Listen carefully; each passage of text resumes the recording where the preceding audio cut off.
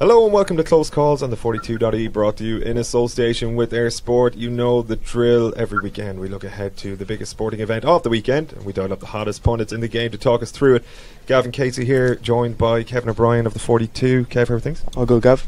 The reason Kevin is here is because the National Leagues are throwing in this weekend, and we are delighted to be joined by Kildare football legend Johnny Doyle. Johnny, how are things?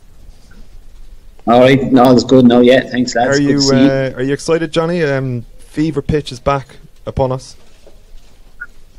Yeah, it's great, it's exciting, the league starting, and I suppose, I don't know whether it's when you get older the time goes quicker, but it only seems like the other day we were talking about All-Ireland finals and stuff like that, and all of a sudden here we are at the end of January and ready to get stuck into the leagues again. It's always a good time of the year. You're looking at how teams are going, and it gives you, I suppose, a flavour of maybe what way teams are shaping up for the championship. It gives you a little bit of an indicator of where the form is, regardless of what league you're in. Obviously, we're all looking at the Division 1, but even to see how teams are settling in different divisions and are they making a bit of progress, or it gives you an idea of what way they're going for the championship as well. So it's always an exciting time, and maybe gives teams a bit of a chance to blood new players, and maybe some of the stars we've seen at minor, over the last number of years might get an opportunity and see how they're developing and stuff like that. So it's an exciting time, and albeit that it's still only January, but you're still looking forward to the league ahead. 100%. Yeah, it only does seem like a couple of weeks ago, Johnny, that you were advocating the throwing of GPS units at your fellow players. Nah, I'm only joking, Johnny. Kev, I had to go to the ground after that. Kev, you, as Johnny was saying there, it is an opportunity, obviously, to blood youth. We know that about the league, but I think particularly this season, you and I were having a conversation before we came on air here, and given the way the championship is structured now this year, the league might sort of go back to what it was a little bit more of a few years back, where it was literally about finding out what kind of players you can embed in your squad for championship, because the championship schedule this year is going to be so hectic. You're probably risking burnout given how condensed the fixture list is overall if you're going to be fielding full teams for the whole competition. Yeah, I think that's the case. Obviously with the Super 8s coming in this year, it's kind of geared towards the top 8 teams, so you'd imagine the elite teams would probably focus more on building the squads. For the lower teams, in the lower divisions, it's probably still as important as it ever was. You'd imagine for a lot of teams it's important to kind of get a good run of form and hit the championship, hit the ground running. But if you look at the top tier of teams, for the likes of Dublin, Mayo, Kerry, they kind of know what they have. It's about maybe finding 1 or 2 players during the league, and then you can add them in then during the championship. Absolutely, Johnny. We might as well get stuck straight into it. I suppose there's no good time to play Dublin, and hasn't been for a number of years, but first round of the league, or first weekend of the league rather, probably not the worst time either. How do you think your lads are shaping up? Yeah, well, look, it's probably not the worst time, albeit it's still Dublin. They're full of confidence, and even maybe 1 or 2 young lads that might come in, or debutants that they'll have, will just seem to be able to just fall in seamlessly into the system that they play. And I suppose success breeds success, and that confidence is there, and when your confidence is high, it's a big part of the winning formula. But you're looking at Dublin, I think, not long back after their well-deserved break, headed off on holidays, as all Ireland champions normally do around this time of the year, and so you'd be thinking maybe the workload Kildare have got through over the previous couple of months, should leave them in reasonably good position if they are going to cause a bit of a shock at the weekend. Might be rather than maybe getting them in the last game of the league when Dublin are really up and running. So in that regard, it's probably not a bad time to get them. Obviously, going to Croke Park is I know from my own experience, and everyone has different experience. I always loved going to Croke Park, but it was full or empty. But some people say, well, it can be a dull place when it's empty, which is a fair enough point. But I think from a Kildare point of view, the Oban Cup was the period they tried a lot of these players. They put out teams that even Kildare supporters weren't sure of lads that came in to have for Keane and his management to have a look at, and you didn't. I think that's what the O'Byrne Cup was used for, regardless of results. Just give lads a bit of an introduction to inter-county football and see where they go from there. But look, it's still a big ask for Kildare. I suppose you're trying to put yourself in the player's point of view and what way maybe you'd be thinking yourself. And we would have got a few plaudits thrown our way over the summer because we were, I think we probably troubled Dublin in a little bit, albeit not a huge amount, but we would have got a lot of bouquets thrown at Kildare during the summer because of the way they went about the Leinster final and kept them within a certain score and all this sort of thing. So I'm sure the lads will be thinking of building on that and looking forward to the championship, Kildare and Dublin on the different sides of the draw. And I know if I was there, I'd be thinking I'd love to get another crack at Dublin in the Leinster final and see, didn't we improve, and see can we close the gap. And no better time to measure yourself than the first game in the National League. So that's what I'd be looking from a Kildare point of view. You mentioned the championship game last year where Kildare gave Dublin a little bit of trouble, certainly early doors, like they were pushing them, a couple of mistakes cost them, and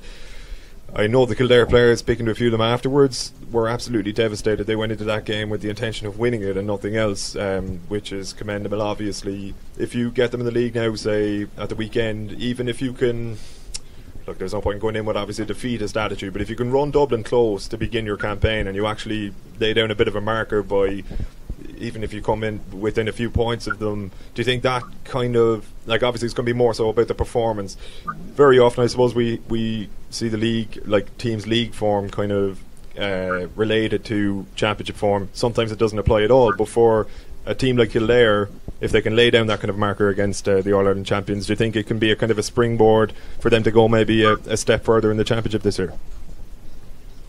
Absolutely. I mean, like it's this time of the year, it's a lot of the pre-season is done. They put in a huge amount of work, and the players are human. They question themselves. They, when things are going well, the confidence is high, and even if that's a point of view of where, as you say, can put in a good performance, maybe close that gap. Even if they're beaten, if they can put in a good performance, going into the Monaghan game and build on that again, it just makes training come Tuesday night to say, well, look, we are making progress. We are, all the effort, all the commitment that we're putting in, it's starting to show. Regardless of the result, I think that's positive for any team. But if you go out, and God knows I was on a lot of the teams that we went out and you were beaten by 10 or 11 points, you come back and you do question yourself, what is this all about? Are we getting any better? We're spending all this time in here, and I know when I played it, I just got more contrary. I questioned what everyone was doing, like giving out to lads, and they'd be, and that's not a nice environment. So, if Kildare could put a good performance in at the weekend, obviously the players will expect to win, and rightly so. That's, if you don't have that, you shouldn't be going out there. But from my point of view is can we put a little bit of a dent in the Dublin I suppose the machine, and say, well, look, we are gaining ground and come away from a positive from that point of view. I think that wouldn't be a bad night's work. Obviously you'd be going to say, well, look, we're going to win this, and I'm not involved in the squad. I know I played with a few of the players. There's a lot of the players I don't know, but I'm sure the lads are saying, this is we've got to make progress here, and last year didn't finish as well as the year. We would have went beaten by Armagh, and talking to one or two of them during the year, they were mad keen to get back and build on last year's success, and I'm hoping to see some of that eagerness and some of that determination. Let's be honest about it, the only place it does count is when you cross the white line, and you can train all you want and you can put in all the effort, but if you don't produce it when you cross the line, what does it count for really? Yeah, Kev, when Dublin cross the white line, what do you think they're going to be looking for this time? Because obviously, as Johnny mentioned, and they were similar last year, where they probably started the serious end of their preparation for the year a little bit later than most teams, and it probably stood them in good stead last year, as we saw.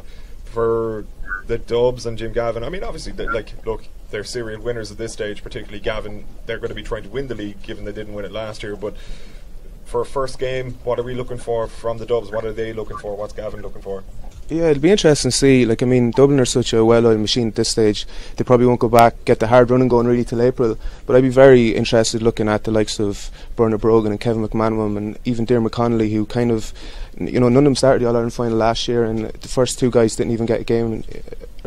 McManamon didn't get a game, Brogan came on late on, and Connolly obviously come on at half time. But I think Jim Gavan, in the past, he has shown that if guys show form early on in the league, they tend to keep their place. We've seen in the past with Michael Fitzsimons. So I definitely imagine those three guys will really be targeting getting in the team early and performing, and then keeping that jersey, through the league and hopefully the championship. So it'll be interesting to see how, what kind of team he goes with first of all, and then the older guys, how they actually fare. Yeah, absolutely. Yeah, it probably will transpire to be more of an audition for players as individuals than an assessment of Dublin collectively, because, as you say, we kind of know what they are collectively at this point. They've known what to prove.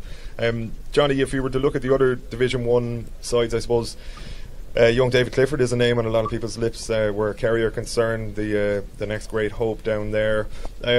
What do you see coming from Kerry this year? I know some of the former Kerry players, a couple of the O'Sheas, have said they don't see Kerry really challenging for an All-Ireland this year. Maybe a little bit typical of them, but they did seem quite genuine in that this is going to be a 3-year process, and that maybe the spoils lie in wait closer to 2020. How do you see them going this year, and what can you or what do you expect them to try to do in the league? Is it about getting the likes of Clifford involved and maybe transitioning the squad a little bit more? Yeah, well, look at it. I'm sure they're no different in Kerry. They look to add strength to their panel, and they've had huge success at minor level. And while I know even speaking to one or two over the summer from Kerry, yes, they're delighted to have that success, but they're more interested to see how many of them can make that transition and make that step up the senior, and that's a big step. And while it can be with a playing top under 21 or with a really good club playing good football, it's still a massive step up to the level that the Dublins and Kerrys and inter-county top tier teams are playing, and that's where a lot of young lads fail. And I suppose you talk to David Clifford, and it's going to be there's huge pressure on that young man at the moment, and I suppose it's maybe a little bit like Jim Gavan with Con O'Callaghan over the last couple of years, and we see one or two of the other Dublin lads like Cormac Costello. The whole pressure wasn't put on. Certain matches he'd come in, certain matches he wouldn't play, and I think that would be something maybe Eamon Fitzsimons will do with the likes of some of them young lads, and particularly David Clifford. It's a big step up. Where he was a huge, big physical man at minor. He's going to be meeting lads as big and strong and as aggressive at senior level. So while he's a huge future, he's not the typical minor. We all know that, and there's a fair chance we're going to be looking at the next generation of Super Kerry forward without a doubt. But it's going to take him time, and I think Eamon Fitzmaurice has said that on numerous occasions over the winter. It's going to take him time. So, but from a Kerry point of view, I think really I don't mind what Tomas and these boys down there say about how I think when the talk that Kerry are going bad, it's normally a time to worry. But they're definitely the makings to be. They're a top 3 team. They'll be thereabouts, and I'd say like that they'll use the league. Obviously, they want to get into the latter stages again, but they'll use it to blood one or two players intermittently within that and get them up to speed and get them ready for championship. And I think if you're bringing a betting man, you'll like to see to be in a league semi-final or final and see where it goes from there for them. But the day you think Kerry are down is the day they normally jump the highest. Absolutely, yeah. We'll have to be careful, all right, with the Kerry men. Like presumably Mayo or the other team in the top 3 that you allude to there. Have we reached a point with Mayo where we just kind of have to accept that they are going to come again? I mean, last year was the year where everyone thought, they've it's probably a bridge too far this year. The years of heartbreak will finally take its toll, and yet they come close again. Like they have probably become so relentless over the last couple of years that it's almost. They won't consider it a given, but for the rest of us, it's like, Mayo will be thereabouts again. There's no point in writing them off anymore. Yeah, and I think that's the one thing, to show that resilience over the last number of years, and I thought maybe we might see the end of one or two of them particularly Andy Moore, and you'd be thinking, obviously Alan Dillon has retired, and people would say, oh, well, he's not a huge loss, he hasn't got game time, but what people don't see is the presence in the dressing room that someone like Alan Dillon would bring, and his loss would be felt, there's no doubt about it.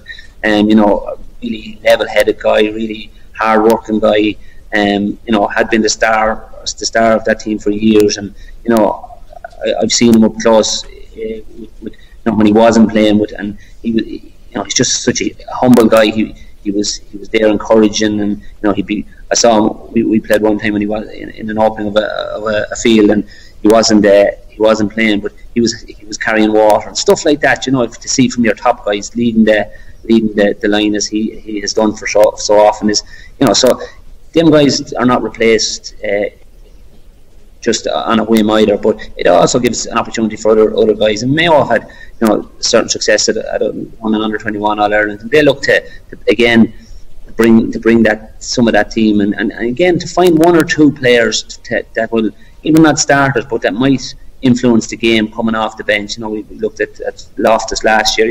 Guys like that are going to make just could be enough to make that thing click. Even it's challenging lads in training. It's coming in with it full of enthusiasm into training. I often remember watching clips years ago of the Kerry team of '75. They were all a team of bachelors. That was a big thing at the time. But it was. I remember Mick Dwyer talking one night about them. It was just, they were like, you just had to nearly hold them back. They were full of life, full of energy, and they just wanted to play football and wanted to win. And that was enough for them to be successful. And I think you need that youth coming in to challenge, whether it's in training games or maybe get a game or two throughout the league, just to keep the thing taking over. And I think Mayo will use the league in that way, to just maybe find one or two players that could just be enough to unlock, because they're very, very close to making the breakthrough, and I think they know that. And you have to admire them, their resilience. Time and time again they come back, and even when there's we saw the saga with Pat Holmes and Noel Connolly that time, it wasn't a popular thing to do, divided maybe lots of people are all over the country, but they were, they put their heads above the parapet, and that to me shows that there's substance in them. Whether you agree or not, they were willing to go out of the comfort zone for what they perceived was best for football. I say, we could argue, and I'd argue pros and cons for both sides of it, but at least they showed a bit of something that they want this very bad. And when you want something really bad, and you keep knocking on the door, I think at some stage it's going to open if you're ready to cross the threshold. And I think Mayo will be thereabouts for the year ahead. I just think on Mayo, it's going to be very difficult in terms of the league. I don't think they've won a league since 2001, and they have 18 guys based in Dublin, so it's never really fair to judge them on the league. We kind of know what we're going to get with Mayo at this stage. They know themselves. They're at that age where they don't necessarily need to have a strong league campaign. We saw last year they struggled for long spells, and they don't even need to have a strong championship campaign until the last four. Exactly. And that's where the Super 8s is going to shake things up a little bit, where they might have to hit form that bit earlier. But I certainly think, like Johnny said, one or two players maybe to come off the bench, because you look at the subs that came off the bench in the All-Ireland final last year compared to the Dublin subs, and I think that's where they lacked a little bit. So if they could get maybe another forward, or even give Conor Loftus more game time, I think that's where they could really benefit from the league. But I don't think it's going to have a major impact on their championship. Yeah, well, I mean, if we know vaguely what Dublin and Mayo are going to be about in the league, Johnny, is there any kind of surprise package for you across all the divisions? Like, is there anyone you could see going very well in the league this year that maybe we haven't seen do so well in quite a while? Yeah, well, look, I suppose you're looking at the next tier then is the likes of maybe Monaghan, Donegal, how will they get on with their new manager in Dex and Bonner? There's a couple of teams will use the league to build that bit of confidence, and maybe won't, like the top teams that we mentioned, will look to hit the ground running, get early points on the board and build confidence. And that particularly in Division 1, maybe in the lower division or two, you might use it to blood players a little bit more. In the top team, even from a point of view of Kildare, they need to hit the ground running to build that confidence. And because if you're beaten in the first game or two, you're on the back foot and the pressure comes on, and it can be a daunting enough affair. So I'd like to see maybe Howard Tyrone going to come after coming off the back of a poor championship, losing Sean Cavan, and that was a big loss to him. How will they fare out? Always a strong team at home. Obviously Mickey Hart will have them well drilled and stuff like that. So, again, it's very you're looking into the unknown really. You're looking in hope that one of these teams will come and challenge, and maybe go on. And wouldn't it be great to see someone, obviously Kildare, you'd love to see them getting on, but wouldn't it be great to see someone the likes of Monaghan or something go on and win a league and see where that can take them? Could that be enough to propel them up, when it comes to the championship? You'd be hopeful of something like that, but it is hard to look beyond the Dublins and Kerrys and Mayo, and I think from a point of view of the likes of maybe Galway and Kildare, I think if the bookies are right, they're the first two that think they're picking for the drop. So but you just want to make sure that they can, I suppose, from our point of view, is that they can go on and put in a good shift, and rather than being up and down as we have been in the past, to hold their status and get used to playing, because you improve playing against the top teams. Mistakes can be covered up a little bit when you go to the lower tiers. Every mistake is punished at the top tier, and that's the environment you want to upload lads and get them up to speed. And no better place than going to maybe going up to Donegal or going to Oma or whatever the case may be. They're tough places that it's not about skillful football, it's about the battling qualities that's needed. You really find out when you're in the trenches who are the lads to stand up, and I think that's very, very important for the teams maybe outside of the top 3 or 4. That's what they really want to learn from the league, is when we're in trouble here, when you're in the trenches, who are the lads that are going to come out fighting, albeit whether they perform well or not, but are they going to keep going, are they going to be there come hell or high water? And I think that's what most people will look from the league. On. Before we let you go, Johnny, and Kevin and I are about to go off on a hurling tangent here, but a man you'd be more than familiar with as taking the reins of Dublin, of course, in Pat Gilroy, and seems to have kind of instilled the type of steel that he instilled in the footballers some years back in this new hurling crop. Well, we say new hurling crop, but sort of his panel, a lot of players coming back in. What can we expect from... Probably difficult to say what we can expect from Gilroy's hurlers, but what will he bring to the party where Dublin hurling is concerned that maybe they've been lacking over the last couple of years? Well, I suppose, look, it's difficult to say what Dublin were lacking over the last few years in hurling sense. Obviously, there was problems there. You had a lot of talent that, for whatever reason, and I suppose I'm not in a position to comment in any way because I don't have any information on it, but there was obviously somebody somewhere wasn't happy, and you want your best players playing for your county teams, there's no doubt about it. And obviously we've seen over the winter certain players have come back in and committed to the hurlers, which is great to see. I think from Pat's point of view, and when he came into the Dublin, he came in after Pillar Caffrey, whether they're truths or not, you always hear what goes on. I think he brought Dublin right back to basics. He talked about all the principles that he felt, all those values that he had about humility and courage and will to win, and all those things that maybe he felt that were lost. And to me, that doesn't matter whether you have a hurl in your hand or you're a soccer player or a rugby player or the type of person. And we all read about the All Blacks, and they all talk about it in their sport. It's the type of person that you're trying to, the good person will be a good player. And I think that's one thing that Pat really got right. And in fairness, he put in a good foundation for Jim Gavan, and he's obviously brought it to a new level. And I know there's buzzwords always coming in and out of the GAA, but the culture, I think, what Pat had brought to from into the Dublin setup. He talked about sponsorship, and whatever players got, there was money to come back. There was sponsorship to come back into the pot, because if it wasn't for the players around them, they wouldn't be offered these and things like that. And I think that's he grounded the whole thing. And I think if he brings those principles that seem to be important to him into the Dublin hurling setup, I think they will prosper. There's no doubt about it. There's loads of different people throughout every sport that would go back to those things of honesty and being honest with yourself, being honest with players. And I've sat in dressing rooms and I've sat around teams, and players, nod their head and they agree with that. But then they'll be tested on some aspect of that, and some lads will pass that test and some lads will fail. And I think Pat has a talent of getting those players. And it's funny, I looked at the Miko documentary, and as most of the country did, and Miko was a bit like that in an unusual way, where he wanted lads that wanted to play for Kildare, and if he went to every club, they'd all put up their hands and say, I want to play for Kildare. But he tested you then. It wasn't scientific, and it wasn't, I'm sure sports science people that would be just cringing at some of them. But when all was said and done, when it was stripped back, when he tested everyone, well, he saw that the lads that did want to play, and he knew the lads that didn't. And I think that's what Pat will bring as well. Whatever lads he finishes with, he'll have tested them and tested their mettle and tested their character. And I think when you've done that, you have a chance of being successful, and I think that's what Pat Kildare will bring. Want probably isn't a quantifiable concept to the naked eye, but to the likes of Mako, to the likes of Pat, it does seem to be scientific in a way.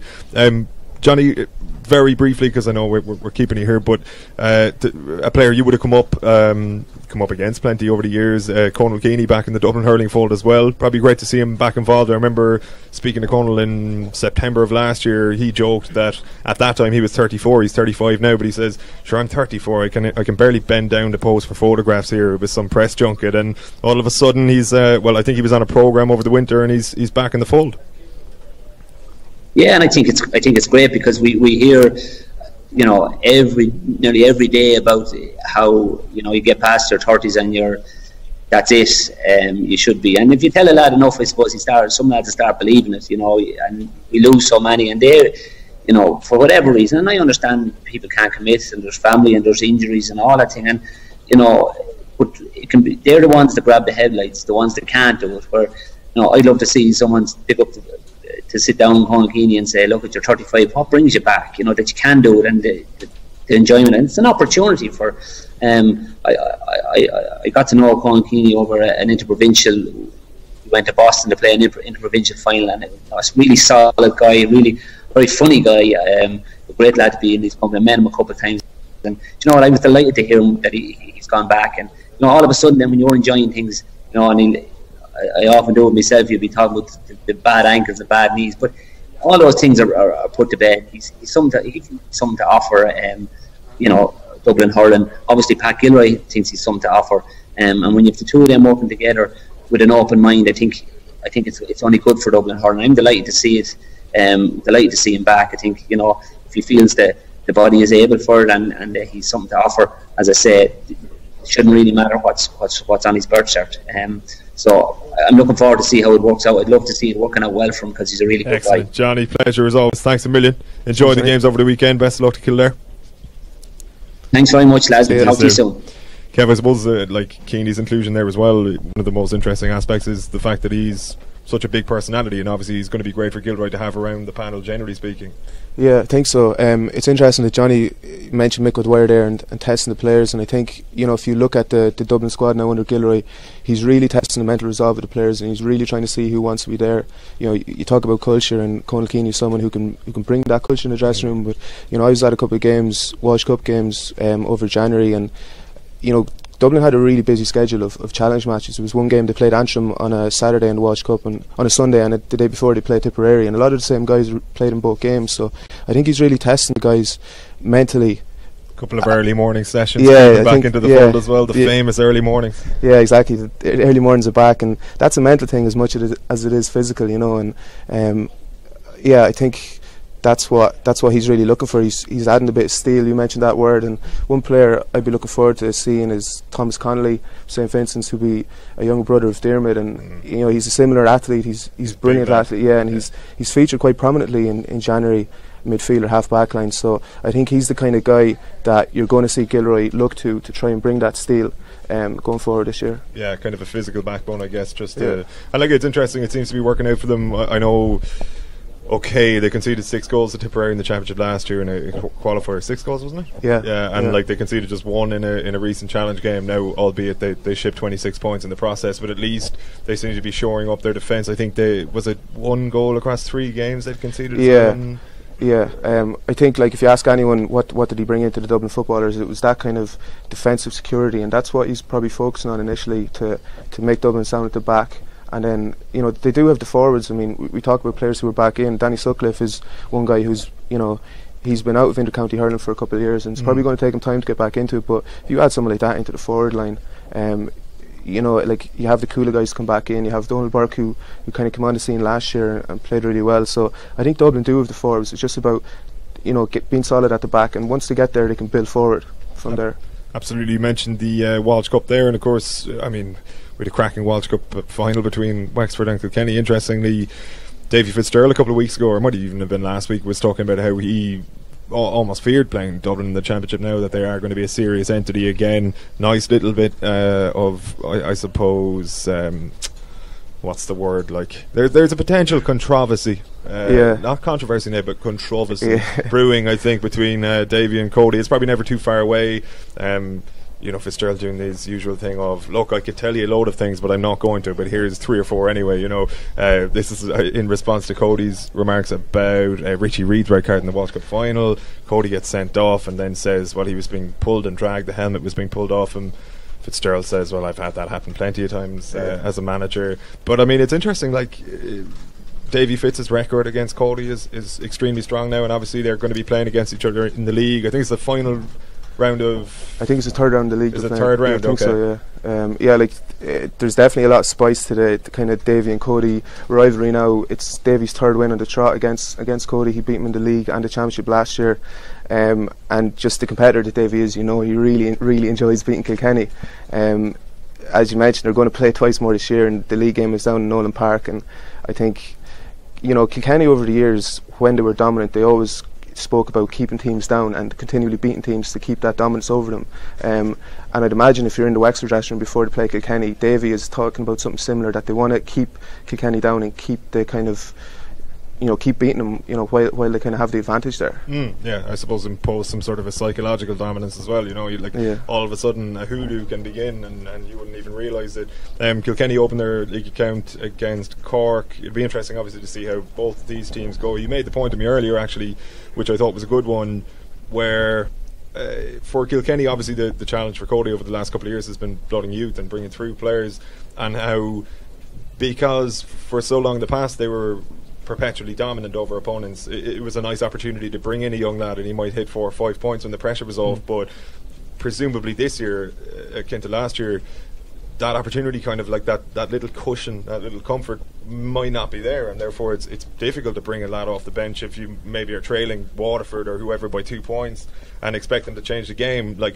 Cody, when he does bring in some of the players from, say, was it the under-21 team that got to the Leinster final last year, he's going to have to demand results from them almost straight away, because Kilkenny are, you know, they're in need of players to change things. Yeah, if you look at Kilkenny's two best forwards anyway, will be Richie Hogan and TJ Reid, and both of those guys would have served a serious apprenticeship on the bench for a number of years before they actually got onto the team, because they had the likes of Henry Shefflin and Owen Larkin and Eddie Brennan ahead of them.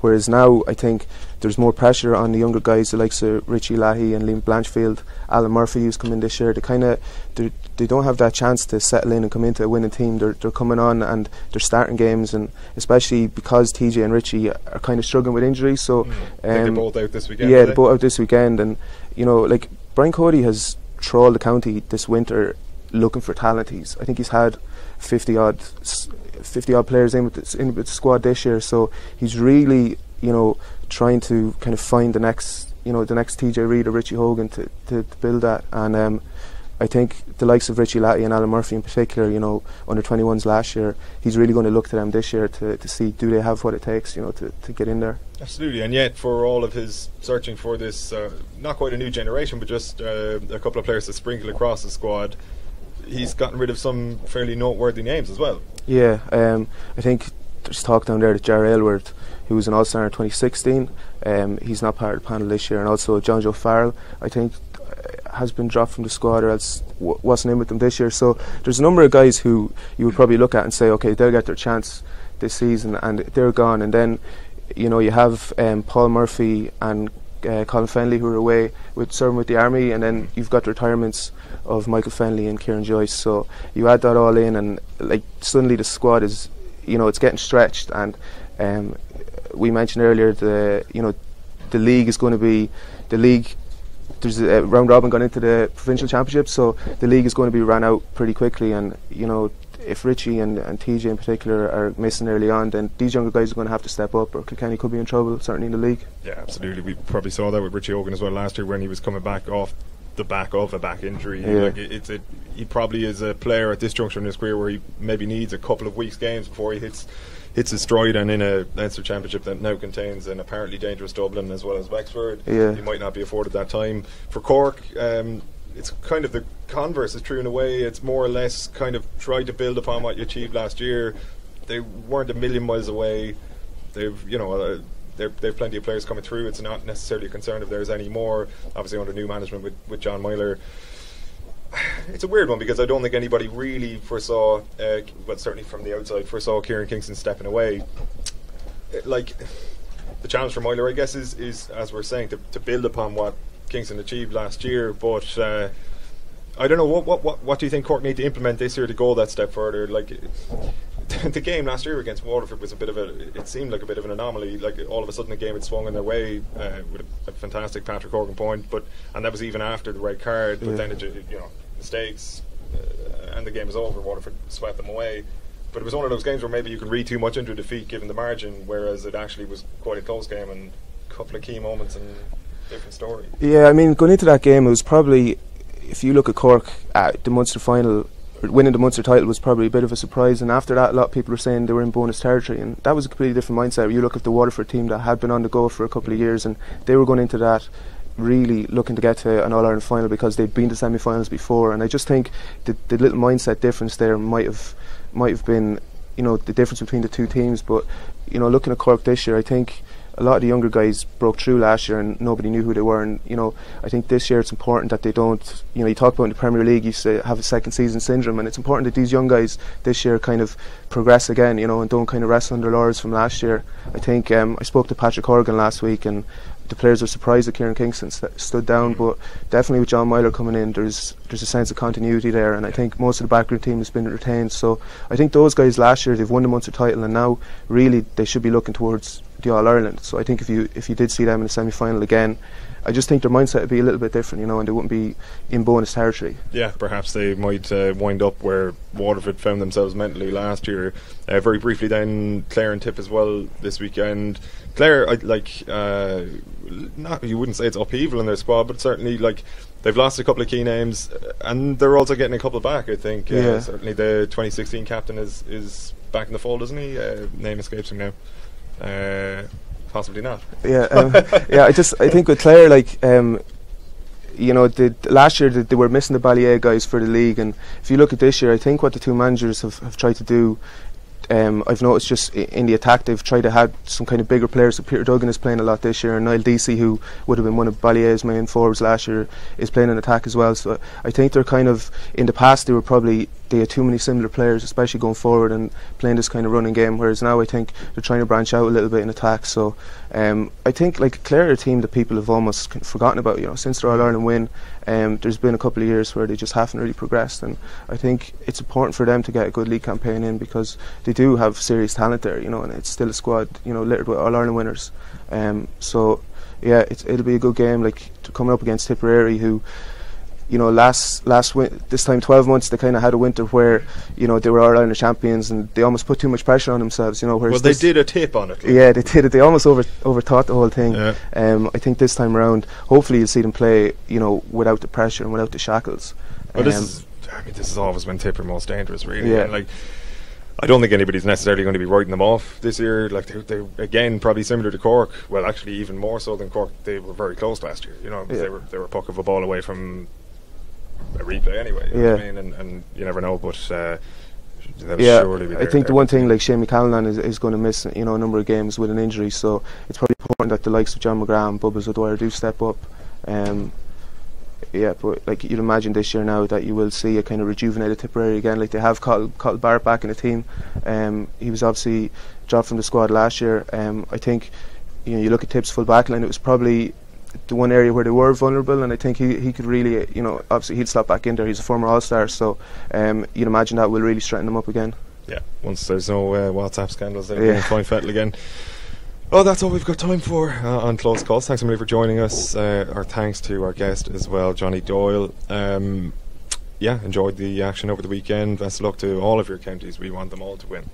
No boys here, apart from Cork, obviously, and Offaly. Until next time. Actually, I meant to say as well, we are going to be starting a fairly interesting venture across the course of the Six Nations. We've got a couple of live events lined up. It'll be Murray Kinsella and myself and a few very special guests as well. Thursday evenings. Keep your eye on the 42.e for details with that. And that's it. Enjoy the games over the weekend, and we will speak to you soon. Until next time, take care.